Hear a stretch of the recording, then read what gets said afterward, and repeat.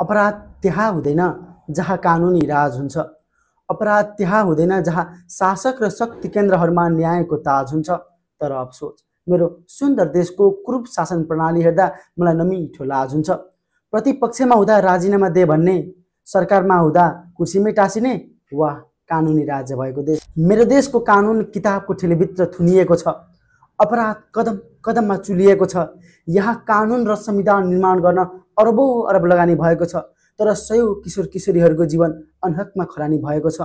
मन रुन्छ, आँसुले आँखाको नानी धुन्छ, पीडाले हृदयको आकाश छुन्छ, मन छिया छिया हुन्छ। एउटै अपराधमा कोही जेलमा छन् त कोही धरौटीमा छुटिसके त कोही खुलेआम घुमिरहेका छन्। कानुन सबैका लागि हो र हुनुपर्छ।